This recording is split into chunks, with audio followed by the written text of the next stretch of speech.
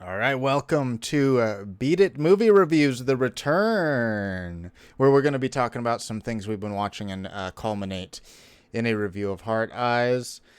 Chris, remember when we did seasons for a little while and they had themes like the post-apocalyptic season? Yeah, yeah. That was classic, where I believe, correct me if I'm wrong, in that season we were recording in the future, right? And like So sending our podcast back into the past. yeah, so we knew things that were going to happen or something, but we Yeah, were I talking about think the so. movies later. It was very confusing. And I think that was the most memorable season. Everything else was really not that memorable as far as a Yeah. premise. Yeah, I think they were just essentially New Year's, I and we would I refer think to them as seasons, right? no, they even changed like on a maybe 6 week basis. It would be like there would be a season that was like 2 weeks long, and then I would get Oh bored yeah, of it or okay. be like, I don't think that worked. All right, That it's was the new last that was season. the previous season. We got Yeah, new writers. We're back with new that's right. The writers, writers. I forgot about the right? writers. Yeah. I don't think they're doing well these days. Hopefully, they found new work. Oh boy, but it's the post Superb Owl. A little bit of a reference to what's that show? The vampire show. They made that joke. Um What we do in the oh really? shadows. Yeah, Uh they're like, we are excited for the superb owl. No, it's my joke. I came up with it, yeah, yeah. and it's really good. That's a really good one that you came up with, Joe. Proud of you. This season, our new season is the superb owl season. Yeah. Next week we will change it. Uh Yeah, we'll cut in a preview for next week's episode here, and it is Joe saying "bazinga." Uh, Another one of my quotes, my yeah, one of lines. his famous quotes. Bazinga pilled. All Oh right, no! so we are going to be talking about Heart Eyes, the new Josh Rubin film, which I think most people, if you say a Josh Rubin movie, they don't know or care what that is. Uh Um, huh. Yeah, they're like, who? and Who is that's that? that's fine because what his Scare Me was very limited release, digital only. I don't think it really had a theatrical run. We both love that movie, and then Werewolves Within. Yeah, Uh, that was maybe had a theatrical release, but I I don't don't remember it think being in theaters. so. Yeah, Yeah, also digital, very small. Had the AT&T girl in it. She has a yeah. name. Was it Milena Von Trub or something? Yeah. Um, Milana Van Trub. which I would suggest go checking out both those movies. If you don't like more weird, say experimental movies, I'd say stay away from Scare Me. You might not enjoy it all that much, but Werewolves Within, I think, is a fun one. Yeah, What do you think? totally. Yeah, that Werewolves Within is like, if you're looking for a funny horror movie, it's totally solid. Yeah, yeah. Scare Me is a little like, I don't know if everybody would enjoy it, but I definitely do. If you're Yeah. cultured, you Yeah. would enjoy it. But we'll talk about that. But there's been some other stuff we've been watching. I'm sure maybe some of the same things we'll have to see. I'll have to open up my old letterboxed here and get the list. Um, but yeah, let's jump into talking about some stuff. Yeah, I got some things here. Actually, just like two plus some shows. Um, so Chris, anything interesting going on these days with you? Um, well, I did start watching season 3 of Invincible, which I Me think you started as too. well. Yeah. Yes, and I think they dropped it all, right? Or it They seemed dropped like a 3 lot. episodes. Okay, it was three Yeah. episodes because I saw quite a Yeah. few, and I was like, "Oh, that's a lot to." Yeah, yeah. Not that I like the weekly release of shows. Uh-huh. I really like that. One for my mental health because if I like the show, I will just watch it and I won't do anything else with my time, and that's not good to do. And then like I don't think you take in the show as much. And then it just makes it Yeah. cool like, hey, every Sunday this thing comes out. Like I like that feeling. So I was a little Yeah, bummed to see all those episodes come out. But I did watch 2. Did you watch all 3? I did watch all 3. But yeah, it is. I like when a show. I guess there's certain shows where like I could watch all of it at once, but those shows I would not really hold in high regard or anything like that. I feel like that'd be like slop shows of like it's just on while I'm playing a game and I really don't give a shit. Yeah. Ultimate, There's a you know. lot of shows The that last That's the kind of show where you watch it and then like the last episode of the show, like the main character dies and you're like, oh, what the fuck? That's weird. And then you just move on. yeah. Like, that could happen. Might as well. I've unfortunately had a lot of shows that fit in that category, but I probably would have enjoyed watching them like regularly just because I'm like, yo, it's the weekend. I want a game, but also, oh, the show's on. Let me maximize my time. So I put them both on, and then it's kind of like a fever dream that I watch them, and that sucks. So I try not to do that too much and like pick and choose if it's a show, but it's tough because if Netflix releases a whole season or whatever streaming service, you're like, I gotta power through this and have my shit. I can't be watching this show 8 weeks from now. It feels crazy. Yeah, there's like a pressure to it of like, if I don't watch this, it's gonna get spoiled for me, and then the show is not gonna be good. Yeah. That's definitely a fear, and I've seen that even with like Beast games we've talked about that I'm watching. If I don't watch it that night, it's immediately the clips are on Twitter of like, this person betrayed them at the end of the episode. Like, God damn it! Even Mr. Beast himself is posting that shit. So yeah, I can't trust myself to take it all at once, and I can't trust people. So, but yeah. So you watched the 3 episodes. I assume from my memory you were hot on the season 2, right? Like you jerked off to it? You said yeah. Oh yeah, 100%, shit.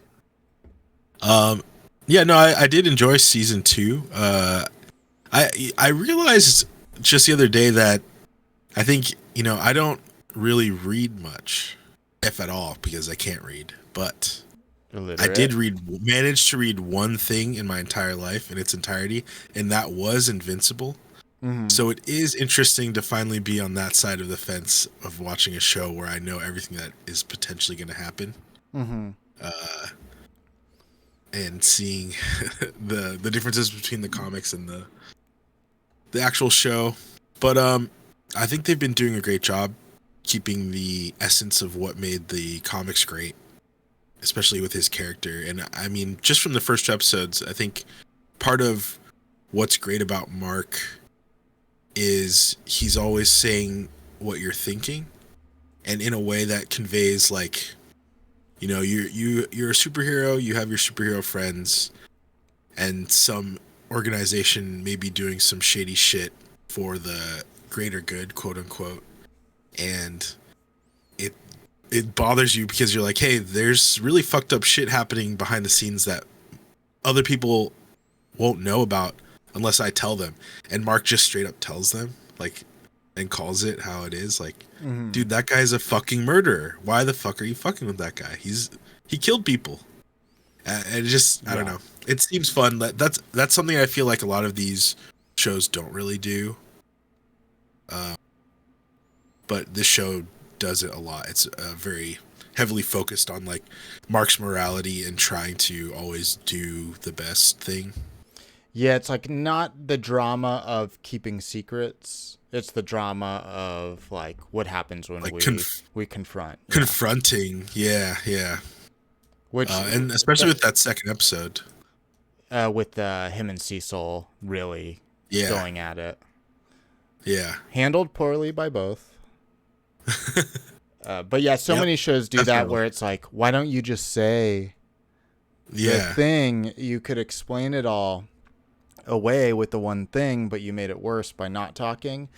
And this show doesn't really have those opportunities to even do that by nature, So yeah, you kind of appreciate the confrontation.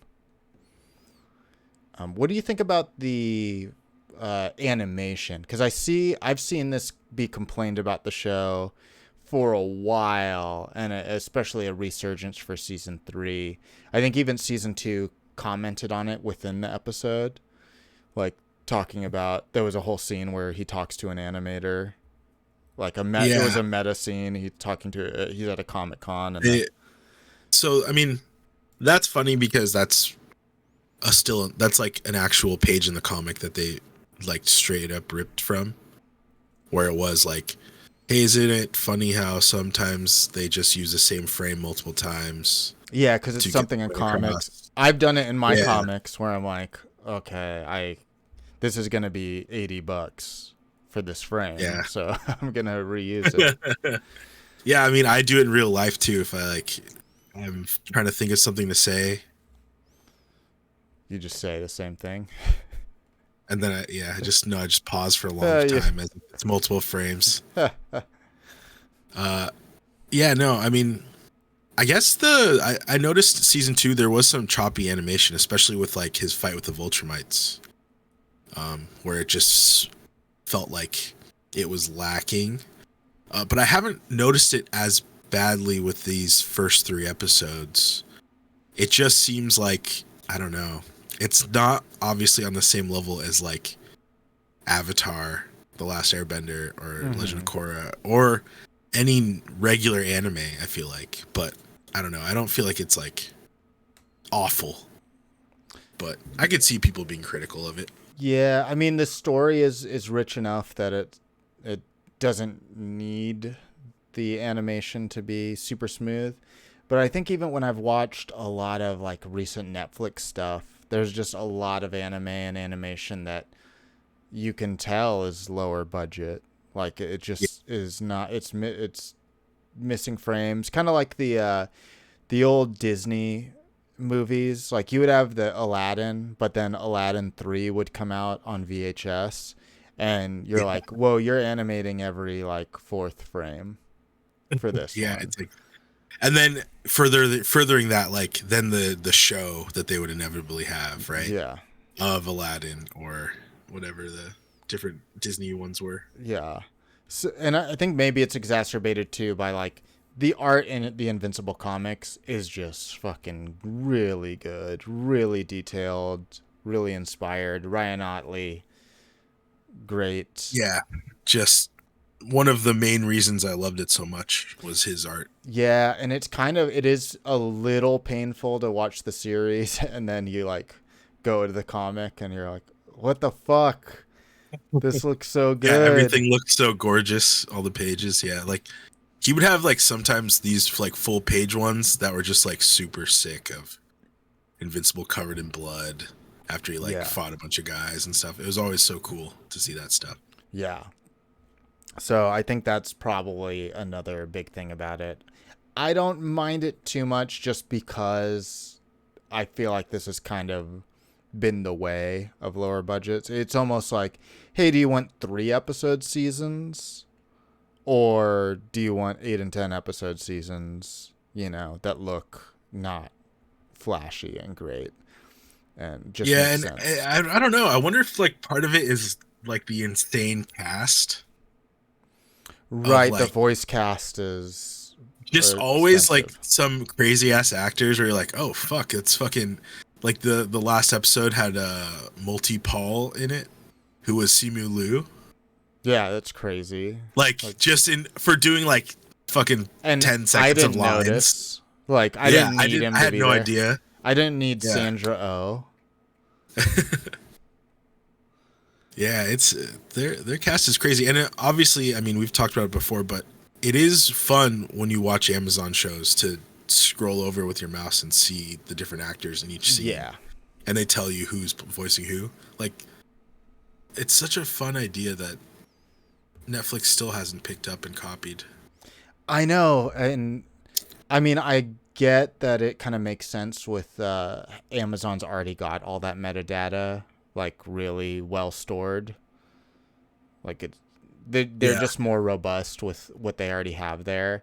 And Netflix, they obviously have that stuff, but they they don't by their nature have the pictures of everybody and whatnot. Because I think Amazon and IMDb, are they owned? Do they own IMDb? Maybe I'm wrong about I that. don't know. Actually, you know what? I think they do because the freebie, I believe, was IMDb TV before. Okay, that So makes sense. I think it's just much easier for them to have it. Yeah, it does say an Amazon company at the bottom of IMDb. Yeah, like they got it. They got all that data. It's much harder for, and we've complained about this, or at least I have before, where a lot of these streaming services then don't list the writers sometimes, like just the director, and then like a couple cast members. You know, Netflix will do that. Amazon's pretty bad at that too, and that just sucks. Let me see everybody. If I'm looking into this shit, I want to see everybody. But yeah, I love that Yeah, feature of Amazon as well, where you could just kind of see, especially for a show like this where people are popping up. You know, we got Seth Rogen, obviously Stephen Yeun, J.K. Simmons, J.K. Rowling might even be in there. Love her. Kidding. But yeah, I'm enjoying it. I do want to see that third episode and continue on and stay up to date with it.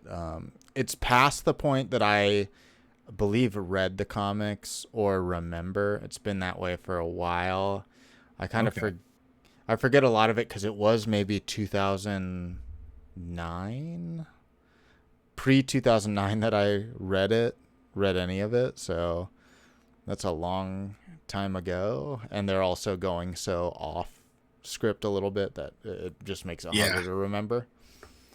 yeah, But yeah, I think it's still like in a saturated superhero market, which has died down a little bit from, you know, a lot of the superhero shows and whatnot that were coming out before. I think it still like adds a lot to that world, you know. yeah, The boys as well. yeah. They both kind of have their own like unique types of, I don't know, superhero shit compared to everything Marvel and DC. Yeah, I really fell off of like the What If series in Marvel. I was like, I don't think I Yeah, care anymore at all what's going on here. yeah. It's that I watched the first season and then it was definitely, what if I had just stopped watching this? Oh, And got him.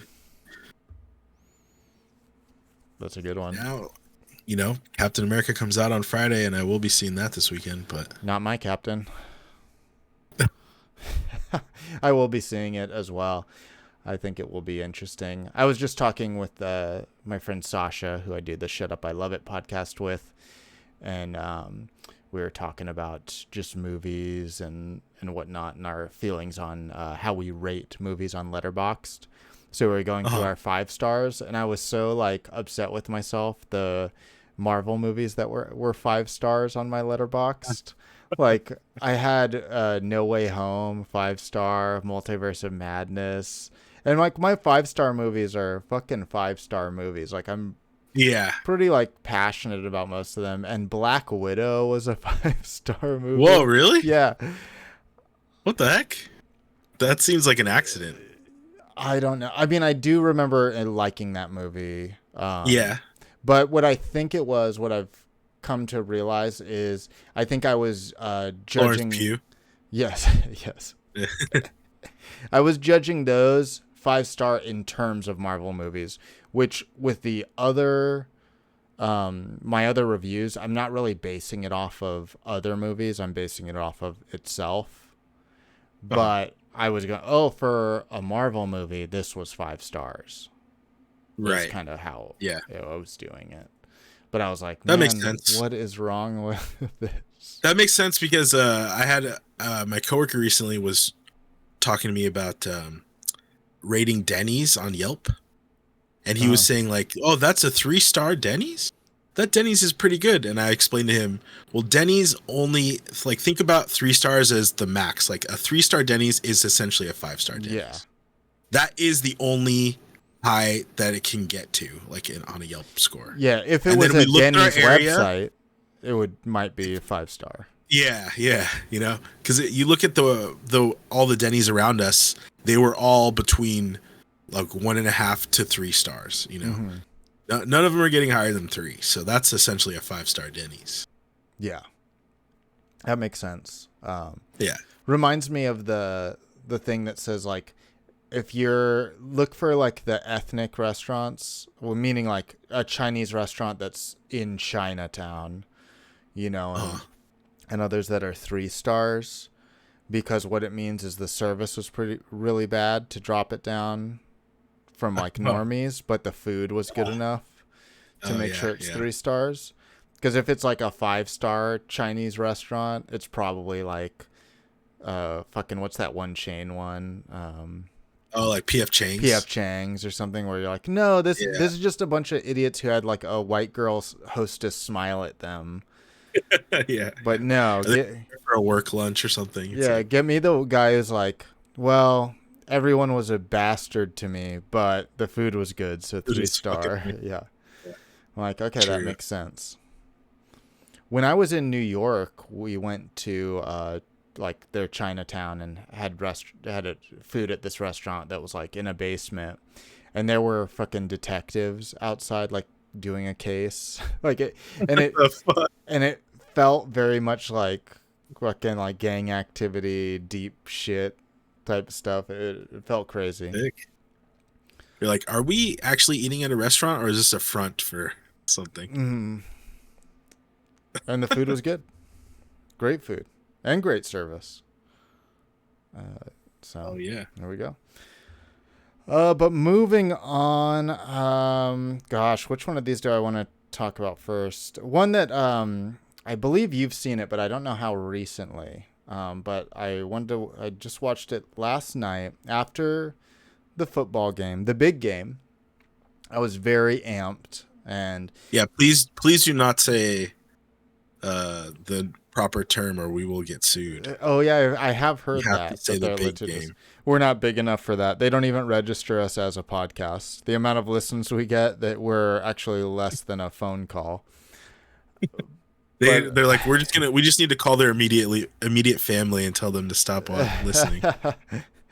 they don't Well, need to. shit. They don't need to tell. They don't even need to do that. Our immediate family isn't even listening anymore. They're like, stop playing your own podcast on YouTube. Shit. Okay. But I watched the Chuck Norris movie Sidekicks. Fuck yeah, sidekicks, dude. Yeah. So Sidekicks is about an asthmatic young man who is obsessed with Chuck Norris and then starts training in karate to better his life. And Yeah. so it stars Chuck Norris, but Chuck Norris is kind of a fantasy figure in the movie. And what year was this movie? 1992. And I saw on Letterboxd that you had watched this. But when's the last Yeah. time you did watch it? I mean, fucking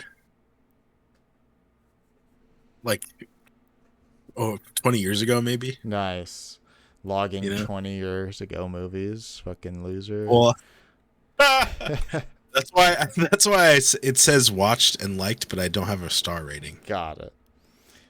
Got to shout out to the title for Sidekicks. Sidekick being a karate move, and sidekick being a term for someone who's the second in command to a hero. Yeah, this movie is really fun. So this it has a lot of fantasy sequences where this main character kid fantasizes that he is the sidekick to Chuck Norris in movies. So you'll have these big action scenes where they're together kicking ass. And, is it a good movie? Well, no, but it's really great. It has Joe Piscopo as the bad guy. And you're in dangerous territory when they do a Vietnam movie and Joe Piscopo is one of the Vietnamese.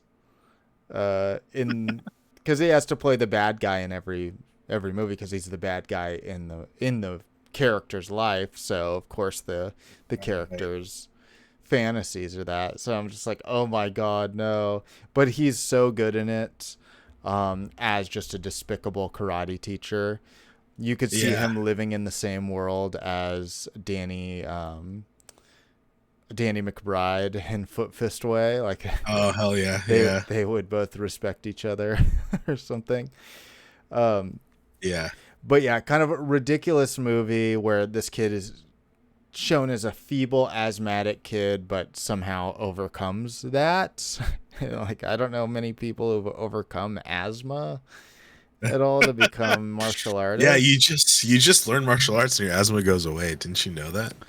I mean, I guess some like Buddhist That's how the monks can '90s do worked. that. You would just fucking you just be better, Karate your way get out of that good. shit. Yeah. Yeah, it's a skill issue. When I have a Yep. kid having an asthma attack in my classes, I say skill issue and Yeah. slap that You're like, inhaler out you're of his head. get good, kid. But yeah, it's kind of insane. I don't know the timeline of the movie, like how long it takes, but this kid is Texas state champion level nunchuck artist by the end of the movie. And I train nunchucks, probably not as much as I should. I don't practice it as often. They're Yeah. hard. They're real. But you also are a champion. So True. I am technically first place champion of them, so that is true. I do have a trophy to prove it. But this guy went up in a. He's champion in a tournament that Chuck Norris competes in, so it's kind of insane. But it's that's such invidious. it's kid wish fulfillment type of movie. And I appreciate any movie that ends in a karate tournament and you get to see a bunch of like real martial artists doing their shit, doing their katas and fighting, and then you have like main characters winning that like these are people you're watching people who in real life and in the movie have been doing martial arts for decades. And then like the kid with asthma who started 8 months ago is beating them. And you're like, you know what? Actually, I don't like this message. This message fucking sucks. Yeah, the message is all the kids that started doing karate after watching this movie and then did it for a week and was like, "Fuck this." Yeah, I'm not great yet. What the They hell? start sparring and they get kicked in the face and they're like, "Nah, I'm good." Yeah. Oh, you're doing perfect spinning heel kicks immediately. Cool. But yeah, it's super fun. I really enjoyed it. It'd been on my radar for a few months. I forget when I heard about it, but it just sounded like a really interesting movie. Definitely up my alley. And it popped up on Amazon, and I was like, I gotta watch it. So I really, really dug it. Again, it's not a good movie, but it's a great movie. Yeah, it's like just totally like a cheeseball '90s action movie, but it has like this edge of meta-ness to it with the fact that he's so obsessed with Chuck Norris as an actor Yeah. and like an action star that it's like almost ahead of its time in that sense of knowing how to like make fun of that stuff. Mm-hmm. Not very often that happens. Yeah. But yeah. Very fanboy movie. But yeah, that's Sidekicks. Chris, what else has been going on? I've been watching the new season of Severance. Season 2, Severance season correct? 2. Yeah. It's I know you haven't watched it yet, so obviously I'm not gonna talk too much about it, but you know, it seems like just a really solid mystery show with a very interesting world. And The I don't know, premise I'm very sounds curious so to see interesting. If you want to you tell everybody like the it. Yeah. premise in case they don't know. Yeah, I mean, so Severance is an alternate world where they develop this technology. They implant a little chip in your brain, and then when you go underground into this facility of this company called Lumen, your normal mind switches over to like a separate brain, essentially, like a separate part of your brain. So you are a different person. So you have your innie and your outie, right? And that's two separate characters, so all these characters are playing two characters basically, and then the drama that goes on in this underground facility, and yeah, so it's very interesting because it's like kind of an alternate world or something. You know, there's lots of questions where you'd be like, well, what about I don't know, basic human rights and HR, is that a thing? And you're like, no, you don't have to worry about that here because this is a different fucking world. So the laws are different, and that's part of the mystery, is like, what the fuck is going on with this weird world? You know, it seems like ours, but it's not. So yeah, there's lots of interesting drama, and it seems like the company has some sort of strange history and lineage to it that is almost like shit about like prophecies and stuff like that too. Oh wow, so it's really getting heavy. It gets very, it's like very, you know, you're very intrigued by the little crumbs that they give you and how everything works. Yeah. Interesting. Yeah, I didn't know anything about that. I've heard a little bit, I mean, I've heard a lot of buzz overall about the show, but a little bit about the like mystery box. That's like the TV term people have used since, I believe, like J.J. Abrams type shows. Since he was born. Yeah. That's part of it. Is I feel like this show is very different than what like Lost is as a mystery box show, because to me this show knows exactly what it is doing, and it's doing everything purposefully. It is not leaving stuff up to like, we're not going to ever have to explain that. You just have to kind of like have faith. And, you know, it's not like that kind of show with how Lost was.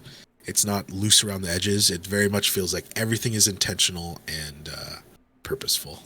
Yeah, which, I mean, it's just a different TV landscape. So, like, when Lost was made, it was just different than even what has to be done to make a show now.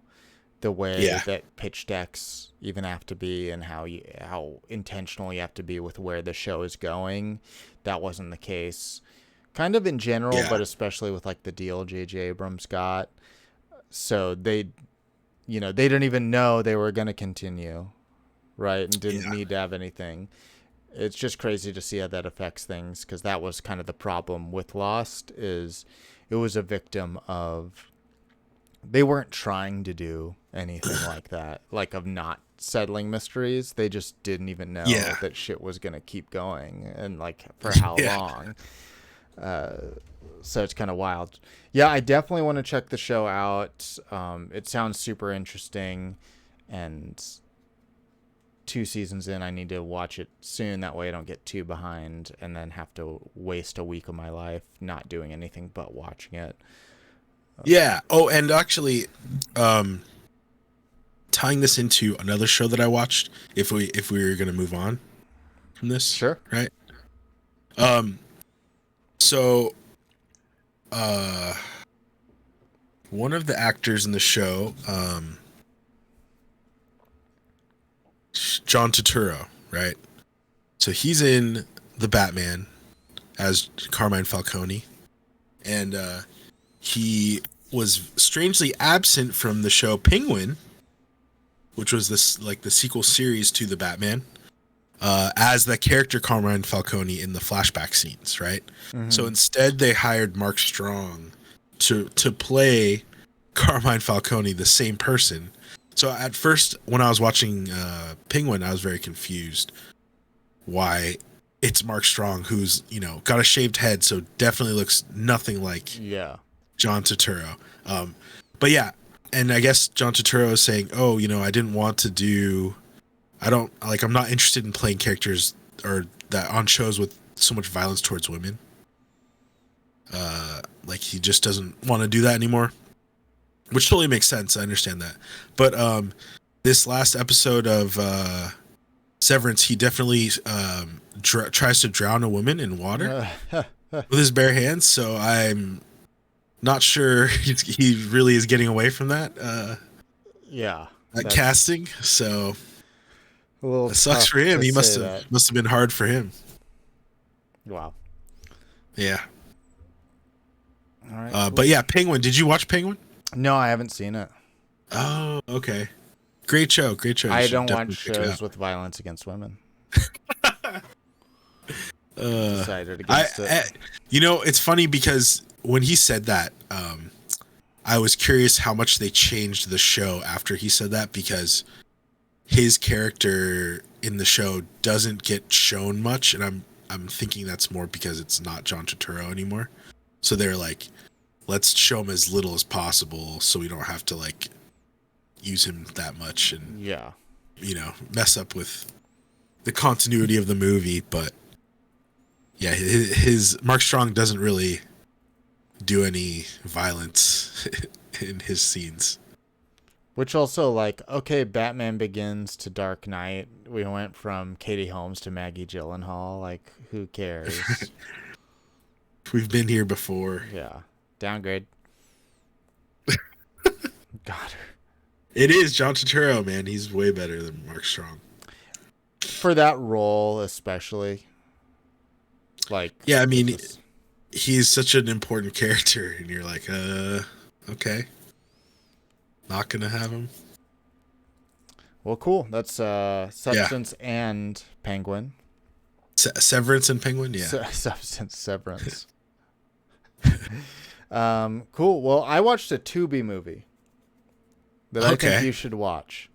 Tubi has a ton of originals, and also Tubi just does rule. They have so many good movies on there, just in general. I would really recommend anybody downloading Tubi, especially if you're like don't want to pay for any streaming services or you're broke. Like Tubi's got them. Like, Okay, so it's free? yeah, Tubi's free. And I forget what, I was just on there last night and I forget what movie was on there, but I was like, holy shit, this like just came out. Or like Prey was on there. So Okay. if you don't want to get Hulu, you have that. But Tubi originals are like the movies they produce. And they get made fun of a lot for being like more low budget and whatnot. And I've seen some of them and they definitely, are probably deserving of that being made fun of. Oh, let me let my dog out. Okay.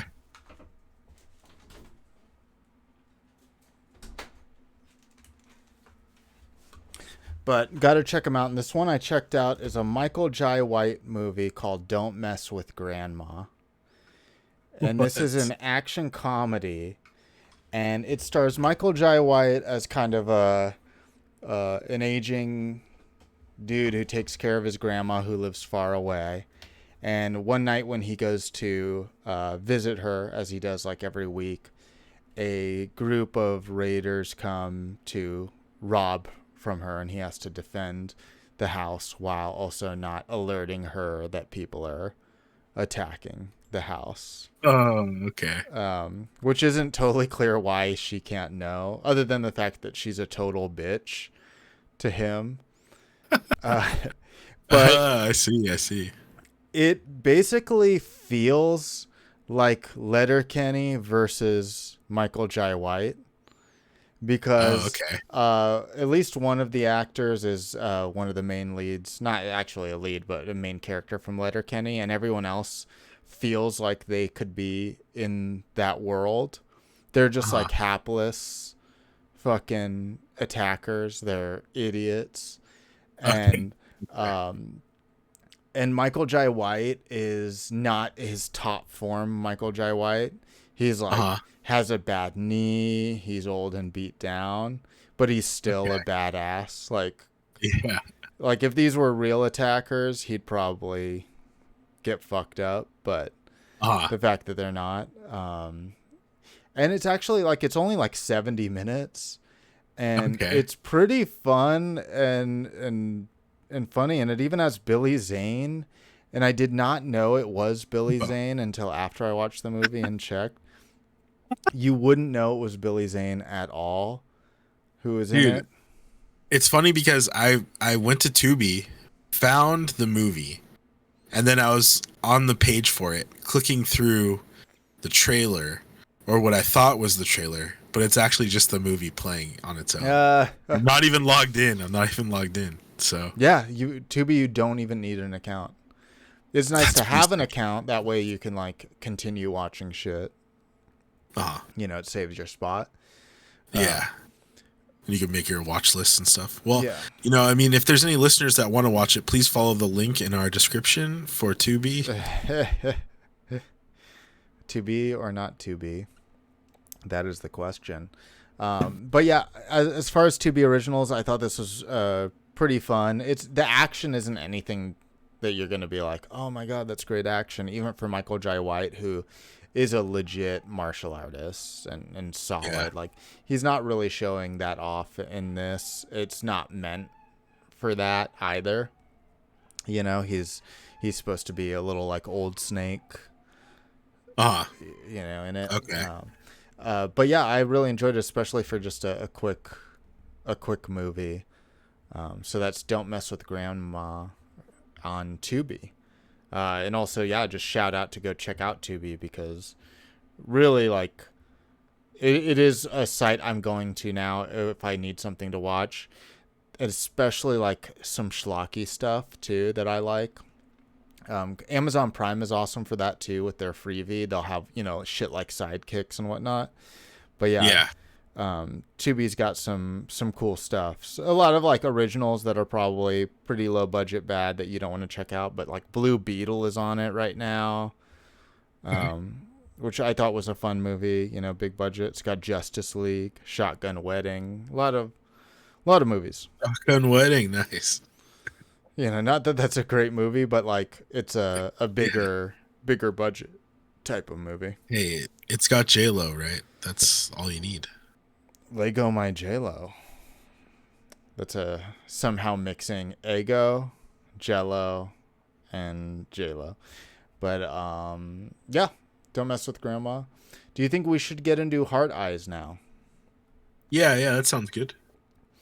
All right, let's get into Heart Eyes. Let me pull that up. It is directed by Josh Rubin, as we said.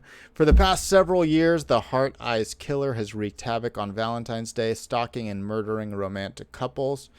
This Valentine's Day, no couple is safe. So yes, this is our Valentine's horror movie that we get this year round. Chris, what did you think about Heart Eyes? I loved it. I think it's a perfect. I'm surprised that I've never seen movies like this before, but it is a perfect rom-com injected with horror movie. Like Yeah. it is first and foremost a rom-com, and then there is the like Scream equivalent violence and horror of, the brutality of, killing and gutting and cutting limbs off and getting bodies smashed and all that stuff. Yeah, it's just like such a fun time. Very, always funny, and just solid chemistry between the main two leads as well, which I feel like would make or break a movie like this. So yeah, just a great, like a really truly great time at the theater. How did you feel? Yeah, I really enjoyed it as well. And like you said, it is a rom-com horror movie. Structurally, it's a rom-com. I'm writing a little thing on my Substack review of it right now that I'll have out this week. So go check it out, cleankong.substack.com. Subscribe, please. But it totally is that. Like the structure of a rom-com is what is at its heart. But instead of big like gags and stuff, and it has gags, but they're all like horror based gore gags and whatnot. So I thought, like you said, like I was trying to think, are there more movies like this? And not structurally, like I don't think it's uncommon for a horror movie to end with the last two people having a romance. Yeah. And then one of them will die, or they'll come out of it together and be like, hey, so should we date now or whatever? Like that is very true. Even I don't remember Werewolves Within totally, but in my brief memory of it, it almost feels like that tries to play with that, because the twist is Yeah. that Milena Van Trub is the werewolf and they're the last two survivors. So it is like, oh, the whole. I think she even comments on it, like, you think I was gonna get with you? Like, it's kind of playing with that. So that is not new that happens in horror movies. Yeah. But it is the structure of the rom-com that is strong here. And it just, like, it so works. I think because, like, when you watch a rom-com, you know they're going to end up together, right? Like, and that doesn't hurt your viewing of it. You still, like, are along for the ride because of all the gags and stuff. And this, you Yeah. kind of have the, you don't totally know it's a rom-com, other than if someone told you, hey, go watch it, it's a rom-com. You're just kind of like watching it. So you still have that feeling of, oh, are they going to survive, or who's going to survive, who's going to die while watching it. So it just adds layers to it of excitement. So yeah, I really liked it as well. And, like, perfect for horror couples, you know, who want something to watch for Valentine's Day. Yeah. Yeah, because, like, the only ones I could really think of that people would say is like a rom-com, horror rom-com, is like Shaun of the Dead, right? And Warm Bodies is a good one too, in Yeah, that sense. Warm Bodies, more so, I think, than Shaun of the Dead. Shaun of the Dead maybe just having some romance in it, but not, like, at its heart being the rom-com. Yeah. Because to me, the rom-com, it satisfies these story beats. Meet cute, then they learn to hate each other. They're forced to be around each other. They grow closer and fall in love, but then they have to overcome some horrible obstacle. Like, that's kind of the general thing. So if it doesn't really do those things, it's not necessarily a rom-com to me. And, like, Warm Bodies is a little bit more that. Yeah. Definitely a meet cute in that movie. I forget. It's been a long time. He, like, eats the girl's boyfriend, who's cute. Dave Franco. Oh, good. Like, A good Dave Franco kill. Yeah. Luigi Mangione, actor. He should play Luigi. Free Luigi. Free Diddy. But back to last week's episode that wasn't recorded. That part wasn't recorded. So I was going to try and bring back the joke. It didn't work. But yeah, it is just, to me, like, it went by so fast. It was zipping through the movie in a really fun way. Yeah. Like, I don't know. It always, like, pivoted to something interesting and sort of surprising in a way too. Yeah, and of course we have, like, horror royalty. Devon Sawa is in it, and Jordana Brewster too. You're like, oh, sick. Yeah. Playing characters named Hobbs and Shaw. Just the dumbest joke. Yeah. Like, why is that even in there? But okay. And we've talked about in Mike Myers' show, the Pentaverate, I think, where he has the joke because Keegan-Michael Key is in it. He says, if you're going to join our group, you either choose the key to join us or the peel to not join us. Key or peel. And you're like, why are we doing this? So this was at least better than that. Yeah, definitely. Still can't believe that happened. It's fucking you're the only person that watched it, so you're the only person that knows. No one believes me. Yeah, no one could possibly believe me. They're like, we could check, but we just don't want to do that. Key or peel. But yeah, the casting was solid. I just like the guy from the new Scream movies. Yeah, Mason Gooding gets to kind of flex his acting chops in more than like a couple scenes, because in all the Scream movies he's always like sidelined or just not around. Yeah, playing kind of a uh, stereotype for the ensemble. Yeah. Yeah, and I was thinking about this, like, and this will be in my Substack article, is like how the fun of horror movies is the kills in a lot of ways. That's Yeah. a big part of the fun, and when you have something like Halloween, you have the main character. There's not a lot of kills in that movie. It's all about, oh, will Laurie Strode get killed? That's like the Yeah. fun of the movie. Will this one person survive? Then fast forward to Scream, which is an ensemble horror movie like Thanksgiving, or of course all the Scream clones, like I Know What You Did Last Summer, where instead of like you have the main girl or the main character, but it's a group. Like you grow to love all the characters in those movies. And the fun is who's going to die next that I care about, Yeah. and how will they die. And that's like the tension. I use fun being like tension. It's not maybe Yeah. not fun to watch the character you like die, but it is fun. So a movie like this, what that opens up, because the two main characters are not going to die. Yeah. You just know it. I think even an idiot who doesn't watch a lot of movies kind of knows that, even though there is the stress of that. They get to Yeah. have fun with killing all the periphery characters that you don't know, and you just maybe meet for 5 minutes. You Yeah. know that those people are going to die. And then there gets to be a lot of fun with that and a lot of gags with that. So I thought that was like the big fun of the character. You get the deputy, oh, you're going to die. Any character that you spend more than like 30 seconds with, you're like, okay, you're going to die. I don't care about you, but this will be the Uber driver. You're going to die, and that's the fun. You get a lot of like periphery kills. Yeah, definitely.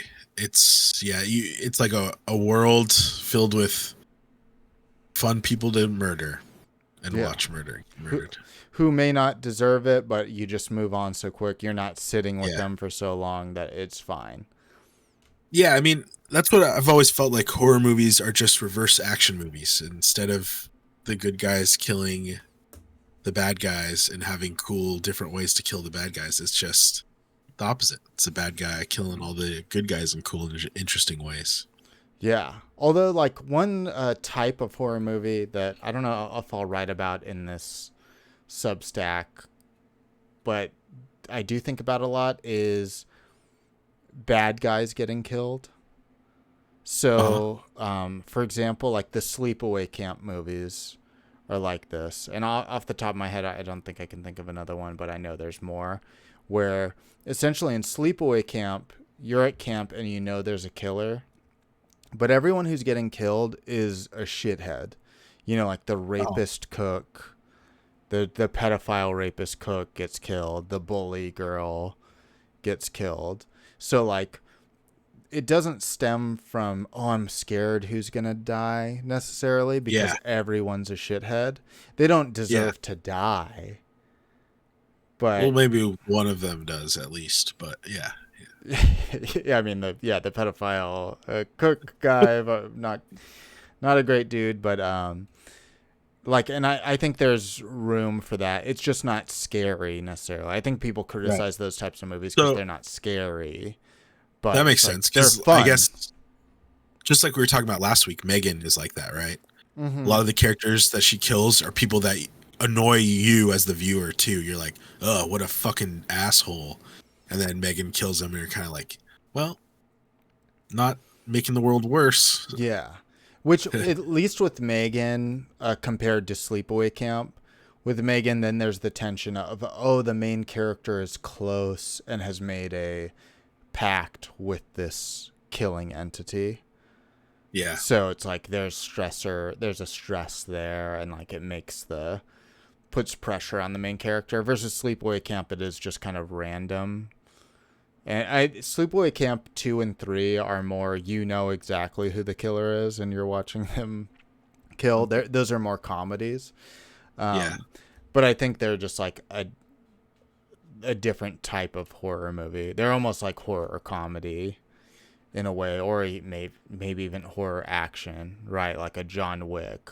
A John Wick, you could even maybe say is at times a horror, like in a way, horror action. I guess, I mean, if that's the case, then the Raid 2 probably is pretty horror actiony. Yeah, Raid With 2 the more than Raid 1, because Raid 1's like survival, but Yeah, Raid 2 is just lots of broken bones protruding from skin and get people's eyes getting gouged and shit like that. yeah, I guess it's when like the protagonist is the killer, in a Yeah, way. yeah, Um, Killing unjustly, or questionably justly. But yeah, anyways, yeah, I thought the two leads were really great, and like you said, they need to have good chemistry because you need to kind of want them to be together, see each other as together and everything. And I think the movie, just like to its rom-com credits, it is perfectly that. The way yeah, that they have a great meet cute, but then he is the guy who's going to take her job. It's just like all that is so picture perfect that in a rom-com, a straight rom-com, you'd probably roll your eyes a little bit, yeah, or just be like, okay. But you don't see it in the movie because you're thinking about all the other shit, the horror stuff, while this is happening. yeah. I mean, and then should we just talk about spoilers? Yeah. We probably spoiled a little Then bit already, but yeah. yeah, the killers. Okay, let's talk about the killers. Yes. Now, for you, was this. Did you care about the mystery, or it was like the mystery of who the killer was at the top of your list of things to care about? I mean, no, I would say not at all. I don't think that they really focus on any other characters for me to actually give a shit about who the actual killer was. Mm. So in that sense, yeah, no, definitely did not care. I think that one of the two main killers reveals was much more interesting, and the other one was like, oh, this is like the weakest part of the movie. I think is the Which one was the weakest what one? the IT guy being a killer who was just Mhm. like in the movie for like a minute Uh-huh. and then it's not anymore. It was like they definitely, yeah, okay, that one was like fuck it, whatever. Jordana Brewster, that's totally fine. That's they basically had to do. It's like they have to do that because there is no other character in the movie that's important Yeah, or it anything would like make that. sense. Yeah. Yeah, so it's not like it's unpredictable and a real surprise, but no, it's still fun, and they all died in fun ways too. Yeah, for me it was like, because I've seen some reviews like likening it to Scream, which I guess in the terms of it subverting horror in some ways, in this case subverting horror as a rom-com, and Scream kind of subverting horror as a whodunit in a lot of Yeah, ways, it is true. But to me, this didn't really matter who done it. The movie does put a lamppost on that, like with the Devon Sawa and Jordana Brewster scenes when they kind of like are pontificating, who is this? Who yeah, is the killer? Like the movie is kind of pushing you to think who it might be, but you don't yeah, really care because it isn't clear that the killer has any connection to the main characters, and yeah, all that yeah. is So more you're like, interesting. yeah, you're because that is true. It's like the killer kills any couples mercilessly, so they shouldn't be directly connected. Yeah, and then you think, okay, there is the whole thing of why is he after us? Well, because you guys kiss and you have chemistry. Like Yeah, that was enough for me to buy. But then, of course, once they kill the first killer and they're like, well, who is this? I don't know. There's just yeah. very much a feeling of like, well, yeah, it's not that easy. I mean, it is funny too because from what you would expect, a random guy that's killing any couple, you would kill him and be like, who the fuck is this? I have I no don't know. fucking Yeah, clue. yeah. Like, why would I know? Yeah, Yeah. What was I expecting? yeah. Mom? But the fact that the movie puts that light on it, you're like, okay, this is gonna be a twist, and you kind of get that feeling from it. But to me, that was like the least important part of the movie. Yeah. But yeah, once you get to that point, if you are invested in who the killer is, which I think with a Scream movie you're trying to figure that out. This one, Yeah. I really wasn't trying to, but you do have to go through, oh, well, who are all the characters in play? Well, it's Jordana Brewster. Like, there's no other major They're like, characters. you guys showed her explicitly possibly get hurt off screen, so that's like the only way. Yeah. Like, come on, guys. Yeah. You just shouldn't have had that scene in the movie. Yeah. And then it would have been much harder to guess who it was. While and when she, it's all there when she's like, oh, to Mason Gooding, I'll drive you home. You're like, you're fucked, Yeah. dude. Yeah. But while a Scream is like, would have more players on the board at that point. This movie, I don't think is. It was like, there's no one left. Yeah. Buddy, yeah. I think that, you're meant to have that the same way in a rom-com. If she denied him in a rom-com and then like his boss who had been hitting on him the whole time was like, hey, I'll take you home, you'd be like, she's gonna try and fuck you and you're gonna ruin it. To me, it felt like that. So it was still leaning into the rom-com tropes, not the whodunit murder mystery tropes. Actually, that was the only part of the movie that felt weird to me, was why wouldn't they go home together after that? Just not to be like, let's fuck, but to be like, I'm gonna need to sleep in the same room with someone else tonight. Yeah. Because we just tried to we almost got killed. Yeah. We could still possibly be getting killed. Can we talk about it even? Like, I kind of need to talk about this for like an hour. Yeah. Not just like, okay, see you later, bye, forever.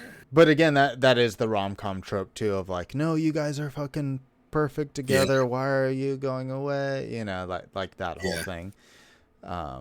So it just speaks more and more to like how it has that in its DNA more than anything. Yeah. True. But yeah, I thought this was awesome. Not quite a 5-star like I gave Companion last week, but definitely 4.5 for me. Not enough cute outfits. Yeah. Not enough. Unfortunately. A little bit, they try. You know what I did like is them using the like red night vision with the hard eyes mask. Yeah.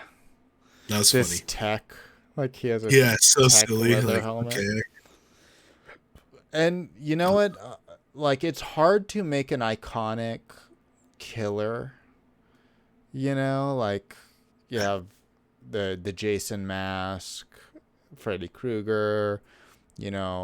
Many have tried. There's even a bunch that have happened that we kind of forget about, that we don't give a shit about over the years. Like one-off movies that never get sequels or picked up or any sort of traction. Even like I Know What You Did Last Summer, you're like, do I even remember? I think he used a hook, but like I don't remember what the... Yeah, I think he used a hook, but I don't think he had a look. I think, didn't he just wear like a cloak or something? Yeah, something like that. It's just not memorable. And I was like, oh, will Hard Eyes be like a cheesy thing? But I actually think the killer like really works. And is interesting. Like, if they made a sequel, I don't think they need to, and they probably won't with the box office it got this weekend. But if they did, it would be cool. Like, I could see, another Hard Eyes killer. Cool. Yeah. Well, did you see the after credits trailer or after credits scene? No. In Hard Eyes? There is, so this isn't me doing a bit like I always do. There is an actual it's like, it's not before the end of the credits though.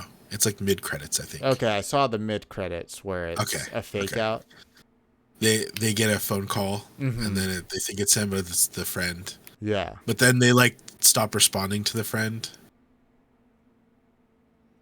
Like, What do you mean? because she's on the phone with them, and it shows it's their friend calling them. But then the friend's point of view, she's like talking to them, and she's like, "Hello, guys," and then it cuts. So it's supposed to be like maybe Oh, they're being attacked again or something at I that didn't pick up time. on that. I just, Okay. I think you could maybe read it as either like, oh, they just Yeah, hung up I on mean, her, it's supposed but to be like they just hung up on her, or maybe it's the sequel. Blah blah blah. Yeah, yeah. which I mean, it's a sequel where it has to be them again. You know, yeah, like it has to be them, and I mean, I just think it would be funny to do a sequel where it's just them deciding, like, okay, we're gonna hunt murderers on Valentine's Day. I guess that's our tradition, Valentine's Day tradition. yeah, you do have to take it from the rom-com bent of like, okay, what Yeah, is a rom-com sequel? You know, it's either they're having problems in their relationship or they have turned the tides. Like, you know, there's not a lot yeah, of avenues. yeah. Because it maybe they'll change it to a different genre with horror or Yeah, something, that could be. or what? I mean, what would a movie where a sequel to a rom-com is what, like the next movie is like they're buying a house together and get pregnant or something, or have kids, like Meet the Fockers, Yeah. right? Oh, the parents, they have to meet their parents, and then their parents are being Yeah. attacked, and they have to Gay Fokker. work The out a fact that weekend with their his parents. name was Gay Fokker. No, no, So nobody's fucking stupid. nobody's really talking about the fact that And his name was Gay Fokker. his brother was named Child Fucker. Somebody confirm if true. But yeah, we both give it high marks. That is our review of Yeah. Heart Eyes, Heart On. But yeah, Chris, where can people find you or anything you want to plug? Yeah, I'm Rebirth Project on X. I have to say that now, right? Legally. Legally, yeah. Especially with our partnership with X. Yeah. Well, I'm working for Doge right now. I'm actually like, once we log off, I have to go through spreadsheets of government spending. Yeah, yeah, that's true. That's true. Yeah, no, I'm on there. Lots of stuff coming out this week. Tomorrow, a new Witcher animated movie comes out on Netflix with the voice of the OG, the voice actor of Geralt from the games. Oh, that's cool. He's doing the voice. Yeah, very cool. And then this week, we got Yellow Jackets season 3 starts on Friday. I gotta catch So up. for that, we got Paddington in Peru. Oh God, I haven't seen them. We got The Gorge. Yes, that I'm in. Anya Taylor-Joy, Miles Teller. Apple TV Plus movie exclusive.